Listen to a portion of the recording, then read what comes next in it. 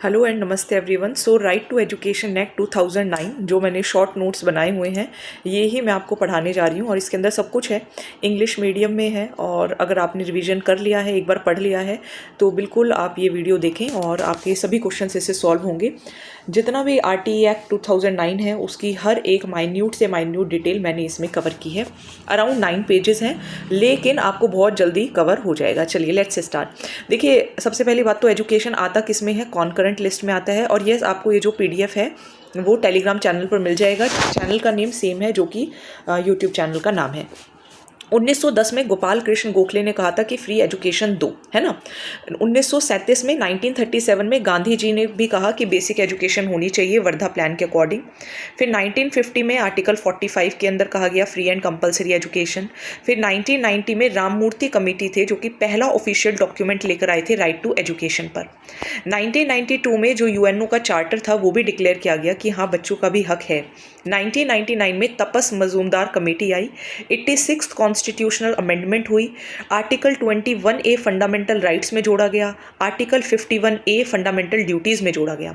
अगर आपको ये नोट्स जो हैं वो प्रिंटेड फॉर्म में चाहिए तो उसका भी चैनल पर अपलोडेड भी है, वीडियो भी अपलोडेड है और साथ साथ में पीडीएफ भी अपलोडेड है। अब उसी पीडीएफ से मैंने आपको जो एक तरीके से जो निचोड़ है वो निकाल के इस वीडियो के अंदर दे रही हूँ। और आप चाहें तो वो पहले पूरा पढ़ सकते हैं और आप चाहें तो अगर ये भी देखोगे तो भी आपका काम चल जाएगा। 20 जुलाई 2009 को राज्यसभा ने पास किया और 4 अगस्त 2009 को लोकसभा ने पास किया। ठीक है, एक बार पहले मैं क्रॉस चेक कर लूँ। पहले राज्यसभा ने पास किया है, हाँ, पहले राज्यसभा ने और फिर लोकसभा ने। 26 अगस्त 2009 को जो उस वक्त प्रेसिडेंट थी प्रतिभा पाटिल, उन्होंने इसको पास किया। 1 अप्रैल 2010 से इम्प्लीमेंट हो गया। लेकिन एक्ट का नाम क्या है? Right to free and compulsory education act 2009। Rajasthan के अंदर 29 मार्च 2011 को अमेंडमेंट लाया गया। फाइनली 1 अप्रैल, 1 साल बाद राजस्थान में इसको इम्प्लीमेंट किया as right to free and compulsory education rules 2011।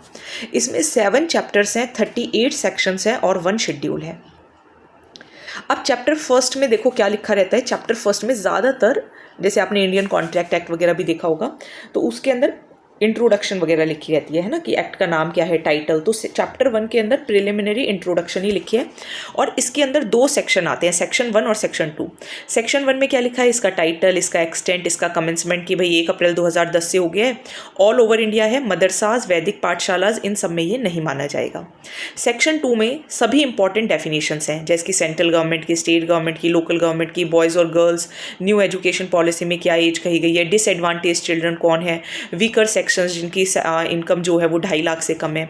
School, सभी स्कूल आएंगे, government, private, approved, special, local authorities क्या हैं, elementary education 1st to 8th class, guardian, notification, national council of protection of child rights, parent, schedule, सारी definition जो है वो section 2 chapter 1 में है। स्क्रीनिंग प्रोसेस क्या रहेगी, केवीएस, एनवीएस, सैनिक स्कूल, आपका जो state council of protection of child rights है, ये सब किस में आ रहा है? सेक्शन नंबर 2 में आ रहा है। इंपॉर्टेंट डेफिनेशंस, क्वेश्चन आएगा कि डेफिनेशंस जो हैं वो कौन से सेक्शन में है? सेक्शन नंबर 2 में है, चैप्टर नंबर 1 में है। फिर आ जाओ चैप्टर नंबर 2, क्योंकि 7 चैप्टर हैं। चैप्टर नंबर 2 में, चैप्टर 2 का नेम क्या है? Right to free and compulsory education. अब इसमें 3 सेक्शन है, सेक्शन 3, सेक्शन 4, सेक्शन 5। सेक्शन 3 में क्या लिखा है कि भाई ये जो एक्ट है वो 6 से 14 साल के बच्चे के लिए है।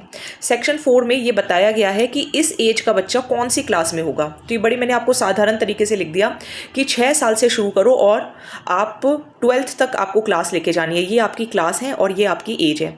तो एज 6, 7, 8, 9 से लेके आपने 17 तक लेके जाओगे तो आप यहाँ पर पहुँच जाओगे। जैसे पूछ लें कि भाई 10वीं एज, 10th जो एज का बच्चा है वो कौन सी क्लास में होना चाहिए, तो 5th में। तो आपको ये बस थोड़ा सा ध्यान रखना है, आपका हो जाएगा। प्राइमरी एजुकेशन 14 ईयर्स के बाद भी कंप्लीट किया जा सकता है। ठीक है, मैं अगेन आपको बोल रही हूँ कि इसके अंदर पूरा जो भी इंपॉर्टेंट पॉइंट्स हैं वो सभी इस शॉर्ट नोट के अंदर हैं। आपने अगर पूरा आरटी पढ़ लिया है, आप ये देखेंगे तो आपको बहुत कम रिवाइज करना पड़ेगा और आपका पूरा टॉपिक प्रिपेयर हो जाएगा।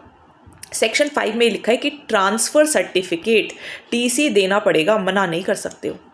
ठीक है, तो ये था आपका चैप्टर नंबर 2, जिसके अंदर कौन से सेक्शन थे? 3, 4, 5। एक बार मैं आपको दोबारा से दिखा देती हूँ। ये नोट्स आपको मिल जाएंगे, ठीक है। आप चाहो तो PDF डाउनलोड कर सकते हो। देखो एजुकेशन जो है वो कॉन्करेंट लिस्ट में है ना, सारे ये एकदम ही हाईलाइट हो गए हैं, कॉन्करेंट लिस्ट में है। पहले गोपाल कृष्ण गोखले ने कहा कि फ्री एजुकेशन तो एक कभी कभी गड़बड़ हो ही जाती है, फिर गांधी जी ने कहा, फिर आर्टिकल 45 के अंदर डाला गया, फिर राममूर्ति कमेटी ने पहला ऑफिशियल डॉक्यूमेंट लेकर आई, UNO चार्टर में कहा गया कि बच्चों के राइट्स को प्रोटेक्ट करना है, फिर तपस मजूमदार कमेटी आई जिसके अंदर 86 कॉन्स्टिट्यूशनल अमेंडमेंट किया गया, आर्टिकल 21A जोड़ा गया, आर्टिकल 51A जोड़ा गया। 20 जुलाई को राज्यसभा ने पास किया, 4 अगस्त को लोकसभा ने पास किया, 26 अगस्त को प्रतिभा पाटिल ने पास किया, 1 अप्रैल 2010 से लागू हो गया। राजस्थान में 1 अप्रैल 2011 से लागू हो गया। 7 चैप्टर्स हैं, 38 सेक्शंस हैं, 1 शेड्यूल है। चैप्टर फर्स्ट प्रिलिमिनरी इंट्रोडक्शन की बात करता है जिसमें 2 सेक्शन है, सेक्शन 1 सेक्शन 2। सेक्शन 1 में क्या लिखा है, टाइटल एक्सटेंट कमेंसमेंट 1 अप्रैल 2010 से शुरू होगा, ऑल ओवर इंडिया है, मदरसा वैदिक पाठशाला में नहीं होगा। चैप्टर 2 में सभी इंपॉर्टेंट डेफिनेशंस गिवन है। फिर आ जाता है चैप्टर नंबर 2, ये था सेक्शन 2। अब आ जाता है चैप्टर 2। चैप्टर 2 में 3 सेक्शन है, सेक्शन 3, सेक्शन 4, सेक्शन 5। चैप्टर 2 में क्या लिखा है, right to free and compulsory education. Section 3 में क्या लिखा है, 6 से 14 साल के बच्चे। सेक्शन 4 में एज और क्लास, और सेक्शन 5 में राइट टू TC। अब देखो चैप्टर नंबर 3। चैप्टर नंबर 3 में ड्यूटीज़ हैं। ड्यूटीज़ ऑफ, हेडिंग क्या है चैप्टर 3 की, duties of appropriate government, local authorities and parents. यानी कि गवर्नमेंट की क्या ड्यूटी है, लोकल अथॉरिटीज़ की क्या ड्यूटी है, पेरेंट्स की क्या ड्यूटी है। अब इसके अंदर आपको 6 से लेके 11 तक सेक्शन है, 6, 7, 8, 9, 10, 11। अब देखो सबसे पहले तो देखो थोड़ा सा बता भी देती हूँ कैसे आप इसको याद कर सकते हो। सबसे पहले स्कूल तो इस्टेब्लिश करोगे ना भाई, आपने एक्ट वगैरह बना दिया, तो सबसे पहले गवर्नमेंट की ड्यूटी तो ये बनती है कि सबसे पहले तो स्कूल इस्टेब्लिश करें। फर्स्ट से लेके 5th क्लास तक के जो बच्चे हैं उनका स्कूल 1 किलोमीटर के अंदर अंदर होना चाहिए। फर्स्ट से 8th तक के जो बच्चे हैं 2 किलोमीटर तक होना चाहिए। स्कूल खोलने के लिए क्या चाहिए, पैसा चाहिए। तो सेक्शन 7 में आ जाएगा financial provisions and financial management. North east के स्टेट्स में 90:10 और जो बाकी स्टेट्स हैं वहाँ पे 60:40, यानी कि सेंटर जो होगी वो 60% पैसा देगी और स्टेट जो है वो 40% पैसा देगी, ठीक है, मतलब मनी प्रोवाइड करेगी। तो ये आ गया सेक्शन 7 में। अब देखो इसको थोड़ा सा सेक्शन 8, 9, 10, 11 एग्जैक्ट ये जो डायग्राम है या जो आपके सामने लिखा है इसको अपनी आंखों के सामने बसा लो और ऐसे याद कर लो, ALPA, अल्पा, ठीक है। सबसे पहले ड्यूटी किसकी है, अप्रोप्रिएट गवर्नमेंट की है। फिर किसकी ड्यूटी है, लोकल अथॉरिटीज़ की ड्यूटीज़ हैं। फिर किसकी ड्यूटी है, पेरेंट्स और गार्जियंस की ड्यूटीज़ हैं। फिर दोबारा से कि अप्रोप्रिएट गवर्नमेंट जो होगी वो आंगनवाड़ी भी खोलेगी। यहाँ पे देखो ड्यूटी ऑफ अप्रोप्रिएट गवर्नमेंट है, आंगनवाड़ी से रिलेटेड सेक्शन नंबर 11 के अंदर है। तो ये हो गया आपका चैप्टर नंबर 3। क्या था ये था आपका चैप्टर नंबर 3 था, जहाँ पे अप्रोप्रिएट गवर्नमेंट की ड्यूटीज़ हैं, लोकल अथॉरिटीज़ की हैं, पेरेंट्स की हैं। सेक्शन 6 में स्कूल खोलना है 1 किलोमीटर के अंदर, 2 किलोमीटर के अंदर। सेक्शन 7 में पैसे, financial provisions. Section 8, 9, 10, 11 Alpa, ALPA, appropriate government, local authorities, parents, appropriate government. Question exact पूछा जाएगा कि ड्यूटी ऑफ पेरेंट्स कौन से सेक्शन में लिखी हुई है, सीधा आंसर सेक्शन नंबर 10। चलिए अब ये हो गया आपका। अब आ जाओ चैप्टर नंबर 4, ये सबसे बड़ा सेक्शन है। इसमें सेक्शन से 12 से लेके 28, क्योंकि हमने टोटल सेक्शंस कितने देखे, 38 देखे ना भाई। टोटल सेक्शंस देखो, टोटल चैप्टर कितने हैं, टोटल चैप्टर कितने हैं, 7 हैं। टोटल सेक्शंस कितने हैं, 38 हैं। अब इसमें से हमने 11 तक तो पढ़ लिया, अल्पा तक पढ़ लिया। अब 12 से लेके 28 तक यहाँ पे ये सबसे बड़ा सेक्शन है, चैप्टर नंबर 4 के अंदर आता है। और इसके अंदर क्या क्या गिवन है कि स्कूल की ड्यूटीज़ क्या हैं, टीचर्स की ड्यूटीज़ क्या हैं, तो यहाँ पे ये सब गिवन है। तो यहाँ पे साथ साथ में छोटी छोटी सी मैंने थोड़ी बहुत ट्रिक भी लिखी हुई है, लेकिन वो मैंने अपने लिए लिखी थी। आपको याद हो जाए तो अच्छी बात है, नहीं याद हो आप अपने अकॉर्डिंग लर्न कर सकते हो। देखो मैंने कैसे किया था मैं अपना बता देती हूँ, बाकी आप जो है वो देख सकते हो अपने अकॉर्डिंग, ठीक है। देखो चैप्टर 12 को मैंने क्या किया, मल्टीप्लाई बाय 2 कर दिया, +1 कर दिया। कि सेक्शन 12 में ये लिखा है कि 25% सीट्स रिजर्व्ड हैं, ठीक है। अगर 100 सीट्स हैं किसी स्कूल के अंदर तो उसमें 25% सीट्स रिजर्व्ड हैं। ये सेक्शन नंबर 12 में लिखा हुआ है। सेक्शन 13 में ये कहा है कि तुम्हें कोई फीस नहीं देनी, तेरे को कोई फीस नहीं देनी। 13 को 13 बोलते हैं ना, तेरे को कोई फीस नहीं देनी। तो नो कैपिटेशन और एडमिशन फीस, अगर ली तो 10 गुना फाइन लगेगा स्कूल पर। एंट्रेंस लिया 25,000 लगेगा, दोबारा लिया 50,000 रुपये लगेगा। ठीक है, सेक्शन 13 में ये लिखा है। सेक्शन 14 देखो, हमें पता ही है 6 to 14 ईयर्स तक होता है, तो इसके अंदर किसी प्रूफ की ज़रूरत नहीं है, ये तो साफ पता ही है। तो सेक्शन 14 में नो प्रूफ ऑफ एज, आप एज का प्रूफ नहीं मांग सकते। सेक्शन 15 में यू कांट डिनाई एडमिशन, आप एडमिशन को डिनाई नहीं कर सकते। अब सेक्शन 16 में देखो, 16 में ये लिखा है, 3 सेक्शन है एक्चुअली, 16(1), 16(2), 16(3). 16 में ये लिखा है नो डिटेंशन, आप किसी भी बच्चे को रोक नहीं सकते हो। ठीक है, नो डिटेंशन, किसी भी बच्चे को रोक नहीं सकते। 16(1) में ये क्या लिखा है कि रेगुलर एग्जाम्स होंगे क्लास 5th के, क्लास 8th के हर साल, ये अमेंडमेंट के थ्रू आई थी।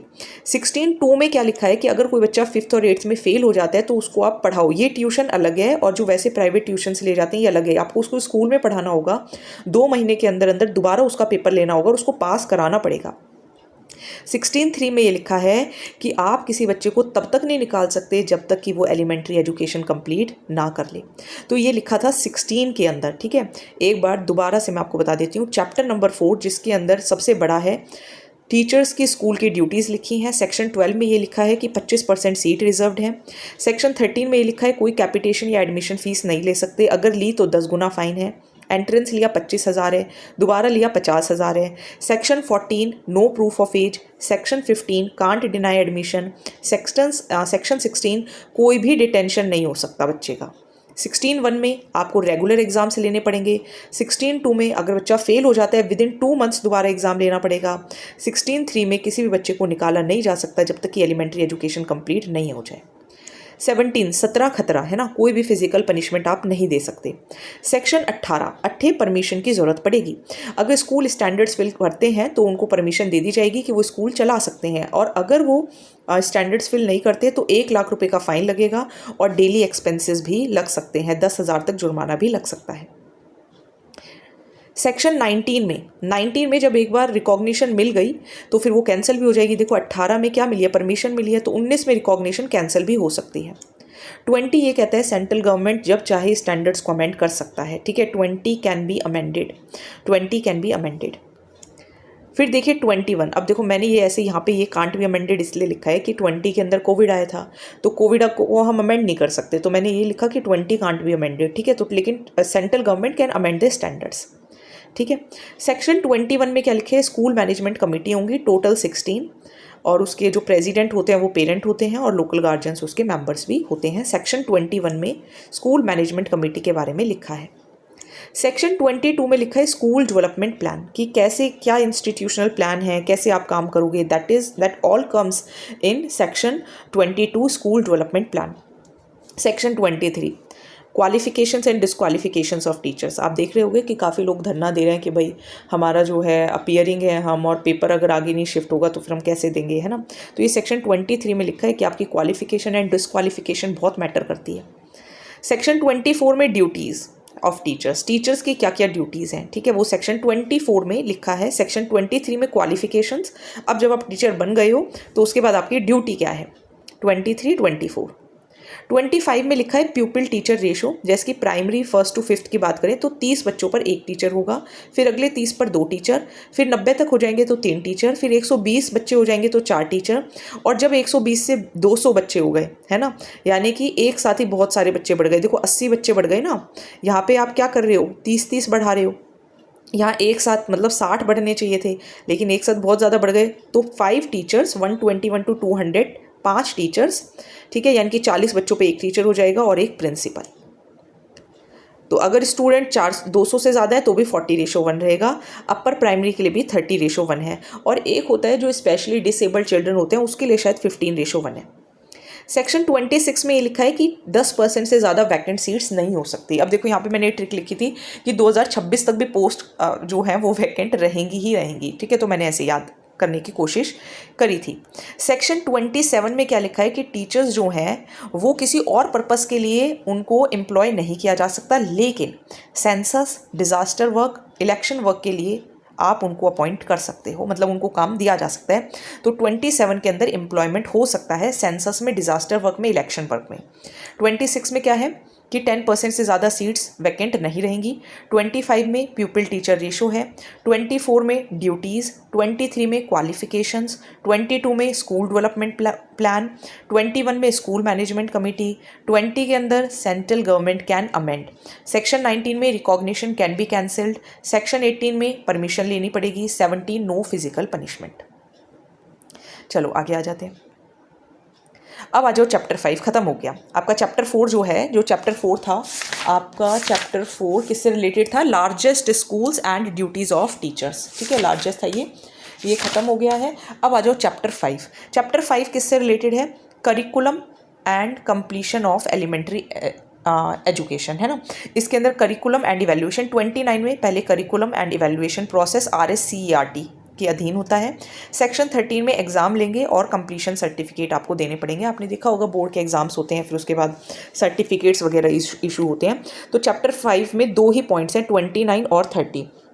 तो 29 और 30 में 2 ही पॉइंट्स हैं, ठीक है। और ये देखो ऐसे क्या था कि किसी को 29 और 30 की एज में कोई पेपर दे रहे हैं और ये भी नहीं पता कि क्या करिकुलम है, कैसे एग्जाम देना है, ठीक है। इस तरीके से आप याद कर सकते हो अगर आपको ठीक लगे तो करिकुलम मेंशन है सेक्शन 29 में और सेक्शन 30 में exam and completion certificate. Chapter 5 हो गया। अब आ जाओ चैप्टर 6। चैप्टर 6 में है सेक्शन 31 टू सेक्शन 34। यहाँ पे बोला गया है protection of the rights of child, कि बच्चों के राइट्स को प्रोटेक्ट करना है, ठीक है। कैसे प्रोटेक्ट करोगे? देखो यहाँ पे बच्चों के राइट्स को प्रोटेक्ट देखो कब करोगे? कोई उन्हें मारे ना, यानी कि सेक्शन 31, 32, 31 में लिखा है मॉनिटर करो, 32 में अगर उनकी कोई प्रॉब्लम है, कोई शिकायत है तो उसका रिड्रेसल करो। 31 में मॉनिटर करो, 32 में रिड्रेसल करो। 33, 34 यहाँ पे है नेशनल एडवाइजरी काउंसिल और यहाँ पे है स्टेट एडवाइजरी काउंसिल। सेक्शन 33, 34 में नेशनल एडवाइजरी काउंसिल बनेगी और 34 में स्टेट लेवल पर स्टेट एडवाइजरी काउंसिल बनेगी। अब लास्ट चैप्टर जो कि आपका 7 मिसलेनियस से रिलेटेड है। अब यहाँ पे देखो क्या क्या है। 4 सेक्शन है बेसिकली। सबसे पहले है सेक्शन 35। आप डायरेक्शंस दो ऑफिसर्स को, ठीक है। पहले 2 मिनट सेक्शन ऐसे लिख लेना, 35, 36, 37, 38।